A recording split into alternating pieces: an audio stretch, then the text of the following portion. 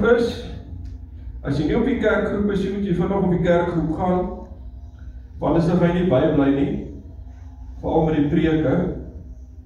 Nou, ek het gesê, ek gaan praat met jou oor die laaste dae van Gideon, en toe sê ek vir jou gaan lees Rigters 8 vers 1 tot 35. Vanmôre gaan ek net met jou praat oor Rigters 8 vers 1 tot 24. Die volgende Sondag praat ek met jou oor vers 25 tot 35. Is 'n verskriklike interessante gedeelte vir my hierdie, en ek het baie geleer myself uit hierdie gedeelte uit. Dit het vir my baie beteken, toe dink ek glo dit gaan vir julle ook baie beteken as ek dit vir julle verduidelik wat alles in hierdie hoofstuk aangaan. Nou, ek het gesê dit is Rigters 8, en ek wil eers met jou begin oor my inleiding. Nou, ek het groot geword in die vriendelike stad Port Elizabeth. Nou, ons het in Jan Park gebly, Renai kom ook van die baai af, jy weet wat Jan Park, ne? Hulle het dit genoem Plankies dorp, al die arme mense daar gebly. Maar in elk geval, maak my saakie, is dat ons het oorkant 'n parkie gebly in Jan Park. En ek het opgestaan die oggend en ek het vir myself gesê, hierdie gaan 'n wonderlike dag wees. My ma het vir my 'n kite gekoop. En dan probeer ek uitfigure hoe om hierdie kite in die lug te hou. Wie het al 'n kite gevlieg? Mooi man, as ek so julle weet hoe voel ek om die kite in die lug te kry. Dan probeer ek uitfigure as 'n laaitie, daar's niemand om my te help nie. Ek probeer nou uitfigure hoe om die kite in die lug te hou. En uiteindelik, maar is kry ek die kite in die lug. Ek is opgewonde en ek is excited, my kite is in die lug. En ewe skielik, duik die kite in die grond en sonder enige rede. En hy breek sy punt. Nou moet jy weet, as jy seentjie, voel nie baie vars as dit met jou gebeur. Wat is my punt wat ek vir jou wil maak? Net so is die lewe met my en jou ook. Ons bou so hard aan dinge in ons lewe. Ons bou in ons huwelike, bou in ons finansies, maar kom ek vertel jou iets. Maar om dit daar te hou, is nie so maklik. Wat ek sê, om dit daar te hou, is nie so maklik nie. Ek wil vir jou sê, ek en jy, het die wysheid van die Here nodig. Nou ons het nie net die wysheid van die Here nodig nie, ons het ook aandag wat ons moet gee om aan te werk in dinge in die lewe, of anders se gaan dit grond toe. Ons sien hierso, ek wil jou praat oor Gideon, en Gideon in sy tydperk in Rigters, was daar 'n depressie gewees vir 7 jaar lank. Dis lank. En die Here kom na hom toe in daardie tyd, en die Here gee vir hom 'n woord. En hy wen die oorlog teen die vyand. Nou wil ek vir jou sê dat Gideon se kite het lekker hoog gevlieg. Hy was excited en opgewonde, en wat die laaste van alles was, is almal in die stad het van hom gelyk. Hulle het hom lief gehad vir Gideon. En ek dink so by myself, ek wil 'n bietjie gaan kyk, het Gideon se kite hoog gebly, of het Gideon se kite geduik in die grond in? En ek gaan kyk na die seisoene van Gideon, en ek sien, onthou Gideon is 'n kindjie van die Jesus, hoor. En Gideon se lewe, wat 'n kind van die Here was opgewees, en dan was dit afgewees. Dit was opgewees, en dit was afgewees. Jy het gedink, jy is die enigste, jy is al 'n kind van die Here, hoe kan dit op en af gaan? Dit met Gideon gebeur, hoor gou wat ek vir jou sê, dit het met Gideon gebeur. Kom ek vertel jou. Rigters 8, ek gaan net nou vir jou behandel, of vir jou verduidelik, Rigters 8 vers 1 tot 3. Gideon gaan, en hy verslaan 120.000 vyande, maak hy dood. Hy moet nog 15.000 mense gaan doodmaak. En die mense van sy stad of sy dorp, of waar hy bly, is nie tevrede hoe hy dit gedoen het nie. Nou wil ek 'n vraag vir jou vra, hoe sal jy voel? Jy kom nou net van die oorlog af, en jou eie mense kom na jou toe en sê vir jou, hoor, so ons nooit tevrede hoe jy dit gedoen nie. Mense maak het saak hoe ek gewen het. Maak het saak. Nou dink ek vir myself, lyk vir my die mense is die varsie. Hy wen die oorlog, en hulle sê vir, hoor, so, die kite vlieg nie wat. Nou moet jy weet hoe Gideon voel. Nou die eerste toets wat Gideon moet deurgaan, is om mense, die vrees vir mense. Weet wat sê die woord van die Here is Spreuke. Die Here sê, die Bybel sê dat, as jy mense vrees, is dit 'n stryk. Hy sê, maar as jy vertrou op die Here, is jy beskik. As jy gaan kyk in Spreuke 1, dan sê hy vir jou die volgende, dat wanneer jy vrees vir die Here, daai vrees is nie 'n vrees om bang te wees vir die Here nie, daai vrees beteken om ontzag te hê vir die Here. Hy sê, wanneer jy ontzag het vir die Here, dan is jy wys. Mense hoor gou mooi, as jy nie die Here vrees nie, of ontzag het vir die Here nie, vrees jy iemand, of jy vrees iets, as jy hoor wat ek sê. Nou, vrees vir mense, die enigste rede hoekom jy vrees vir mense, is omdat jy goedkeuring soek by mense. Dis die enigste rede hoekom jy vrees vir mense, is omdat jy goedkeuring soek by mense. Gideon het die vyand oorwin met net 300 manne. Nou, imagine, 300 manne gaan gou verslaan 120.000 ouens. Maak hulle dood. Net met 300. Ja nee, ek dink dit alleen is 'n wonderwerk van God, man. Ek bedoel, dink jy nou net, hier staan jy met jou 300 mannetjies, ons gaan gou veg teen 120.000 en dan moet ons nog 15.000 doodmaak. Dis net God, Johan, wat jou kan help met dit. Kom ons wees eerlik. Dis net God wat jou kan help. Nou in die lewe gaan jy altyd opinies kry van mense. Het Gideon vir die mense se opinies gevra? Nee. Hierdie mense was jaloers op hom gewees en hulle was krities gewees op Gideon. Nou voor Gideon oorlog toe gegaan het, toe gaan hy na al die stamme toe sê ek soek 'n paar mense om met my oorlog te maak teen die vyand en daar stoor net 300. En maar die beste is van alles is dat die mense wat krities en jaloers is op hom, het nie voor toe gekom om vir die oorlog te veg. Nou dink ek, dis interessant, en omdat hulle nou uitgesluit is, en hulle nie die eer gekry het vir die oorwinning, nie tree hulle nou op teenoor Gideon. Dan sê my verstaan vir my, hierdie ouens is nie vars nie. Hoe kan hulle dit doen? Jy sien, kan jy glo, hulle sê vir Gideon, as ons ingesluit was, en jy het na ons opinie geluister, dan sal dit baie beter gegaan het. Sien julle die scenario wat die afspeel? Dan dink ek regtig, hierdie ouens is arrogant vir my. Nou ken jy sulke mense in jou lewe? Dis 'n goeie een. Mense wat jaloers is op jou, mense wat jou kritiseer, veral oor jou leierskap, en dan kry jy die mense in jou familie, wat interfereer oor jou sake, wat niks te doen het met hulle nie. Kry jy dit, of is dit in alle gemeente, soos by ons ook? Hoor mooi, sukses is moeilik om te bestuur. Om te faal is moeilik om te bestuur. Want wanneer jy suksesvol is, dan kritiseer almal jou. Jy kan maar gaan kyk, jy springboeke Bybels aan mekaar, kritiseer almal. Kyk mooi, maar wanneer jy faal, dan het mense simpatie vir jou. Is dit so? Ja, dis wanneer as jy faal. As jy onder die seën en die salwing van die Here is, gaan dit goed met jou. Jy skei nie, jy is nie verslaaf aan enige ander iets nie. En wat doen Gideon? Die eerste toets slaag hy. Wat is die eerste toets? Hy vrees nie mense nie. Kom ons kyk na die volgende, Rigters 8 vers 4 tot 9. Moegheid. Mense, as jy moeg is, doen jy nie op jou beste nie. Want jy is moeg.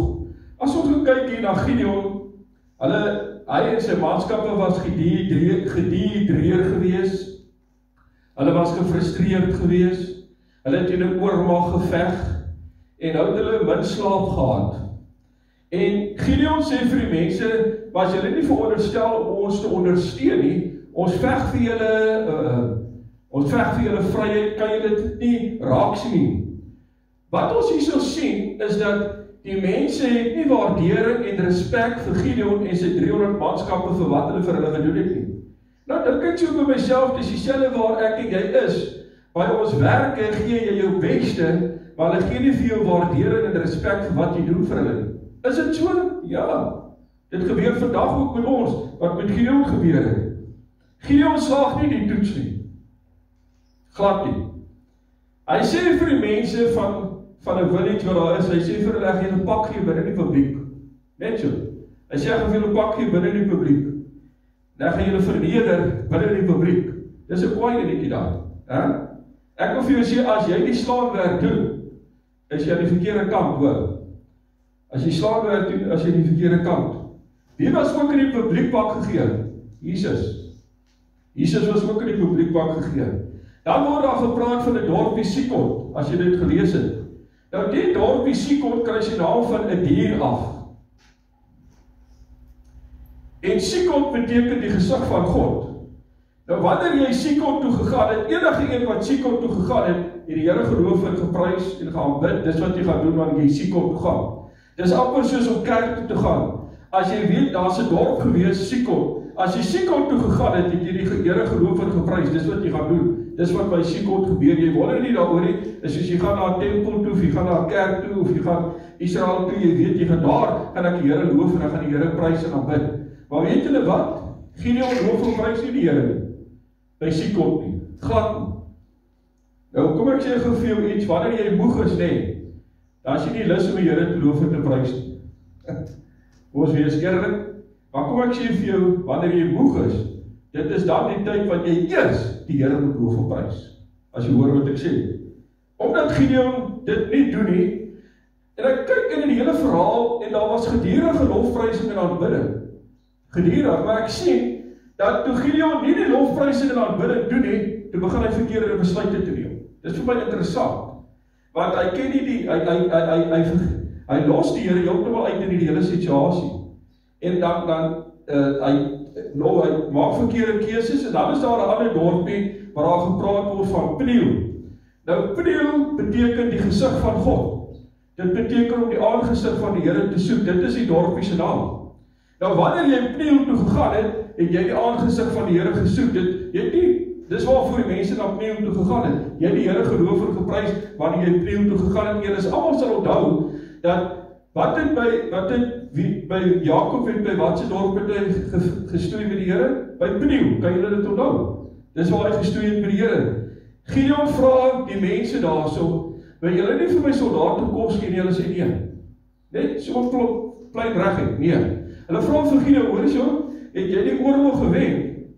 Want as jy nie die oorlog gewen het, jy moet ons ook self die Midianiete gaan veg. Met ander woorde, wat hulle vir hom sê is, as jy die oorlog wen, sal ons jou ondersteun. As jy nie die oorlog wen nie, sal ons jou nie ondersteun. Nou wat wil ek vir jou sê daardeur? Jy kry vandag ook sulke mense, Christene, wat in die kas bly. Ons wil eers kyk wat gebeur, dan sal ons besluit of ons wil help of nie. Ek noem sulke mense lafaards. Hoor wat ek sê? Ek noem sulke mense lafaards. Gewoonlik is dit mense wat nie self lofprysing en aanbidding doen nie. Hulle lewe oppervlak, hulle is oppervlakkige Christene. Nou ek wil vir jou iets sê, as ander mense nie die Here loof en prys nie, beteken dit nie ek hoef nie die Here te loof en te prys nie. Stem julle saam met my? Ja, kom ek sê vir jou wat moes eintlik gebeur het. Wat Gideon ons gedoen het by Sikot en by Peniel, is dit hy moes vir sy manskappe gesê het, hoor hierso, ek gee nie om wat ander mense gaan doen nie. Ons gaan die Here loof en prys. Maak nie saak wat hulle doen nie, dis wat ons gaan doen. As jy gaan kyk in hoofstuk 6 en 7, het Gideon die Here geloof en geprys en het 'n altaar gebou vir die Here. Maar in hoofstuk 8 is dit die enigste hoofstuk in die hele Rigters waar hy nie die Here geloof en geprys het nie. Baie interessant, né? Kom ek sê vir jou, wanneer jy moeg is, vergeet ons van God. Wanneer jy moeg is, doen ons nie lofprysing en aanbidding nie. Wanneer jy moeg is, bid jy nie, en jy lees nie Bybel nie, en jy gaan ook nie kerk doen nie, want ek is te moeg. Dis wat ons vandag gebeur, of sê julle nie saam? Nou hoor gou mooi, wanneer jy baie moeg is, dan gaan slaap jy verskriklik lekker. Stem julle saam by? Dan kan jy baie mense, dan sê hulle vir jou, ek was so moeg gewees, ek het geslaap soos 'n babietjie. Julle het al gehoor. Nou ek weet nie of jy dit weet nie, maar as 'n babietjie in die huis is, nee, weet ek jy kry dit reg om te slaap, want die goedjies slaap in die dag en die nag is hulle wakker, hulle soos klein vampires. Hulle hou jou wakker, man. Weet julle waarvan ek praat? Julle almal het seker al kinders gehad, nee. Julle weet waarvan ek praat. Nou kom ek vertel jou gou iets. Wanneer jy oorweldig word in die lewe oor iets wat plaasvind met jou, Hoor mooi, wanneer iets oorweldig met jou gebeur en plaasvind met jou, dan gaan dit nie baie goed nie, want dan vergeet ons om te bid, ons vergeet om Bybel te lees, want daai ding wat my pla, worry my die hele tyd, en ek vergeet om te bid en Bybel te lees. Nou kom ek verduidelik jou, wat is die probleem? Die oomblik wanneer daar iets met jou gebeur, dan worry jy oor dit, jy jou kop maal oor dit, maar jy vergeet om Bybel te lees en te bid. Jy sien, en dit is waar jou probleem begin.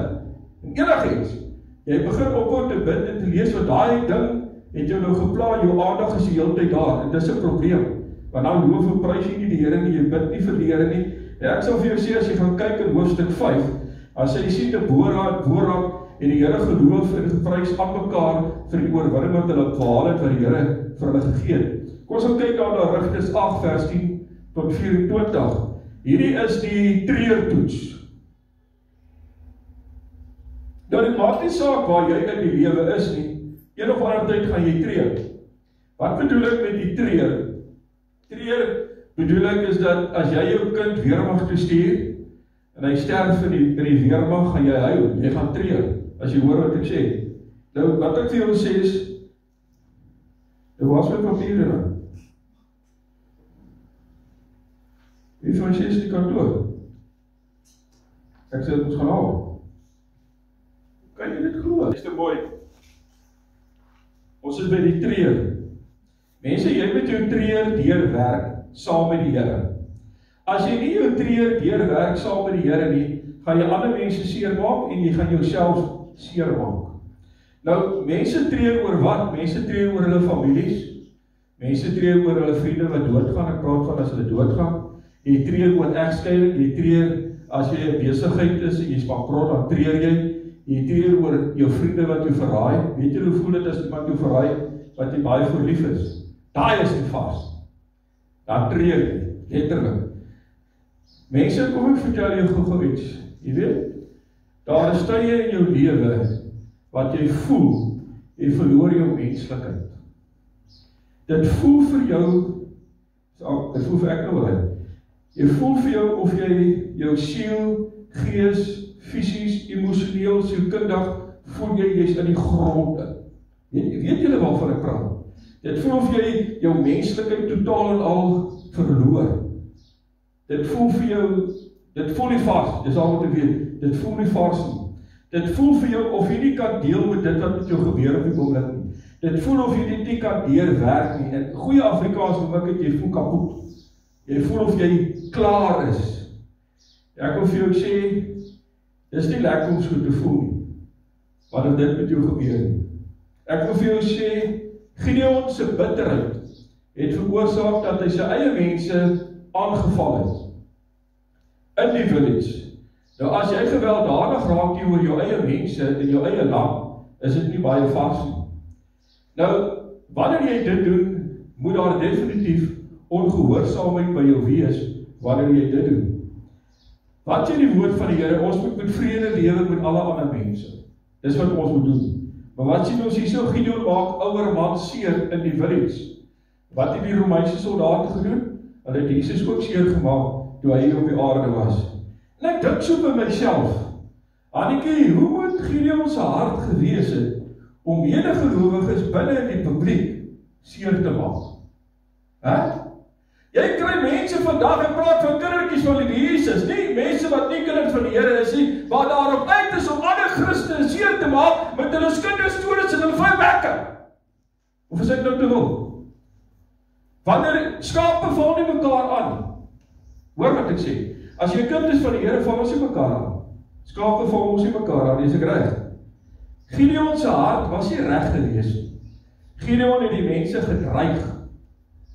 En wat ek ook wil sê is dat, ek sien hierso dat Gideon hier is 'n man van God, maar hy is 'n slegte pa. Hoor jy wat ek sê? Hy's 'n man van God, maar hy is 'n slegte pa. Gideon gaan en hy sê vir sy seun, hy sê ek wil hê jy moet hulle doodmaak. Weet julle wat hy hierso doen? Hy spreek 'n generasie vloek oor sy eie generasie.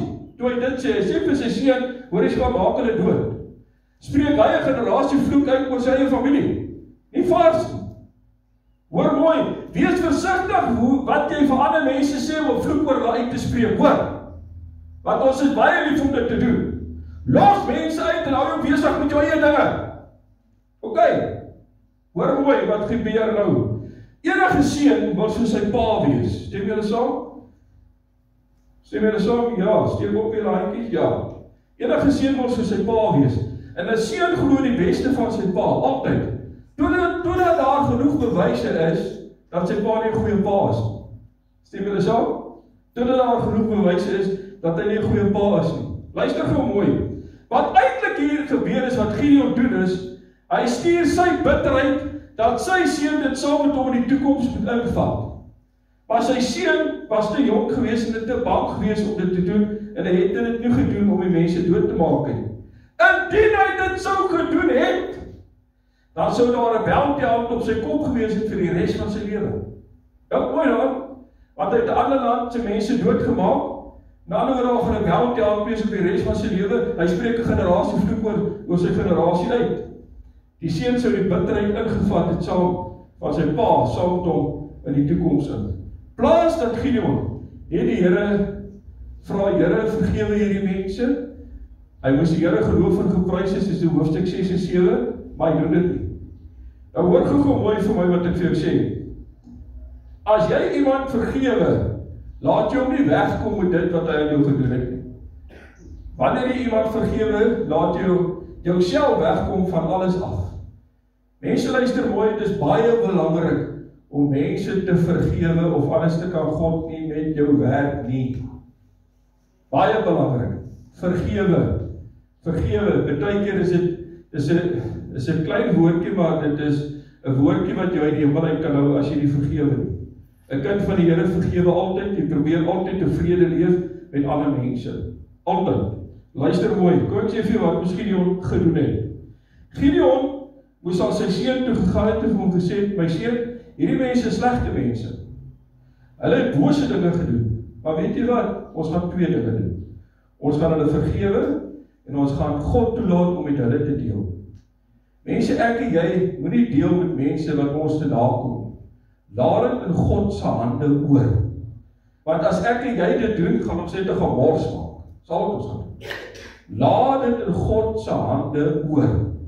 Ek sien hier so dat Gideon wil wraak neem.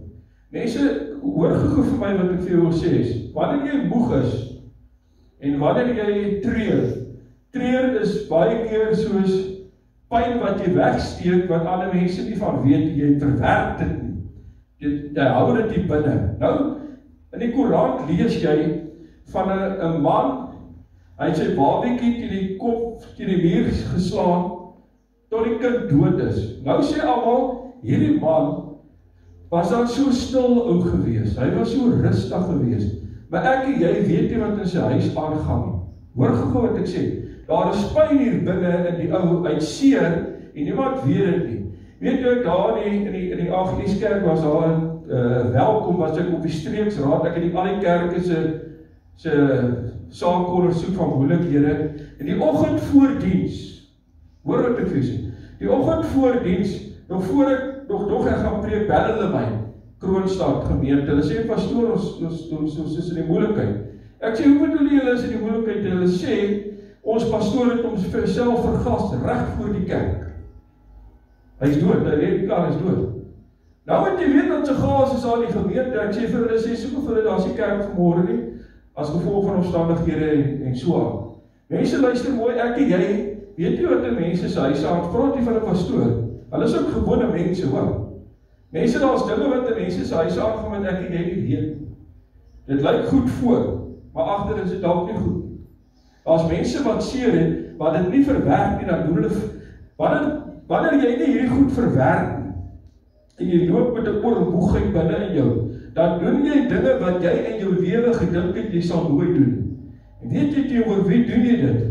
Teenoor jou familie, teenoor jou kinders, en teenoor jou nalatenskap. En dit is die ergste van alles. Ek wil vir jou sê, wees versigtig, wanneer jy treur, en jy verwerk dit nie. Vra die Here om jou te help, wanneer jy dit nie kan verwerk. Glo jy dat God jou kan help? Ek glo dit met my hele hart, dat die Here jou kan help. Ek wil vir jou iets sê wat baie belangrik is met trauma. is gewoonlik iets wat met jou gebeur het. En wanneer jy trauma beleef, is die probleem is, jy moet verantwoordelikheid vat vir die trauma wat jy deurgegaan het. In ander woorde, wat ek vir jou wil sê, jy moet dit verwerk, en jy moet vir jouself vra, hoe gaan ek dit oplos? Wat gaan ek doen om daaroor te kom? Maar weet wat die probleem met trauma, is gewoonlik iets wat gebeur, wat sleg is met jou, wat ander mense gedoen het, wat sleg is aan jou, maar nou gee jy die hele tyd die ander mense die skuld. Dink jy gaan gesond word? Nee, jy gaan nie. Jy moet verantwoordelikheid vat en sê, Here, help my om uit hierdie situasie uit te kom. Dit help nie, ek gee die ou die hele tyd die skuld uit. Hy het voor my ingereik, my been verloor. Hoor wat ek sê? Nou het ek die hele tyd die bitterheid teenoor my. Ek kom nie oor die brug nie. Hoor jy wat ek sê? En ek en jy moet versigtig wees. Wanneer daar iets met jou gebeur, vra die Here. Wie is die eerste een na wie toe jy gaan? Jy gaan na die Here toe. Maar kom ek sê vir jou, sielkundiges kan jy nie help, die dokters kan jy nie help, ek is sielkundige geleerde, ek weet waarvan ek praat. Ek het tot ek klaar is, dus ek vriend, ek verstaan jy nog steeds nie. Hoor mooi, dokters, sielkundiges, as jy wil raad hê, gaan na die Here toe jouself. God is die een, wat jou deurdra wat jy voel, jy kan nie meer. En dit is goed om te huil, hoor wat ek vir jou sê. Maak nie, as jy is beter om in die stort te huil, dan sien niemand jou die water loop oor jou gezicht nie. So is lekker om te huil, maar is nodig om te huil. Maak jy hart oop voor die Here en sê, Here, dit is hoe ek voel. Mense, moet nie, jy weet, jare terug hierdie ooms so hoog gebid, jy het nie nodig om hoog te bid nie, man. Wees net jouself. Jy sê, Here, ek voel baie kwaad vandag vir daai ou en ek voel so vandag. Sê dit vir die Here. Dat die Here weet alles, in elk geval. Maar praat normaal met die Here en sê, Here, help my, ek sukkel met hierdie gebied, of in die afdeling van my lewe, ek vra jou, Here, help my. Want ek sal vir jou sê, daar sekere dinge in ons eie lewens wat hier sit, wat net God jou kan help.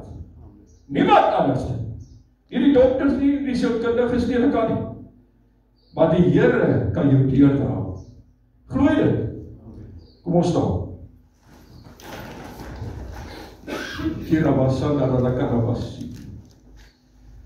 Groot en magtig is die Here. Ek wil vir jou sê vanmôre, daar is niks wat my God nie kan doen. Ek wil vir jou sê, ek gee nie om wat jou krisis is nie. Miskien sê jy vir jouself, dat ek sien geen uitkoms nie, maar ek weet daar is 'n uitkoms. En dit is wanneer jy vashou aan die Here. Die Here gaan, nie miskien nie, nie dalk nie, nie moontlik nie, hy gaan jou deurdra in jou situasie. Daar is al baie krisisse wat jy beleef het in jou lewe, en as jy terugkyk, kan jy sê, waarlik, God was goed vir my, hy het my deur daardie krisis gedra. En ek wil vir jou sê, God gaan jy nou weer deurdra, waar jy nou is. Maar ek kom in die naam van die Vader, die Seun en die Heilige Gees, en ek vra, Here, vir my boeties en my sissies, wat bid vir 'n deurbraak, en hulle het nog nie die deurbraak gesien nie, dat hy deurbraak vinnig sal kom, Here. Want baie van hulle sê, raak moeg en uitgeput, hulle voel, hulle kan nie meer nie. Mense, hoor wat ek vir jou sê.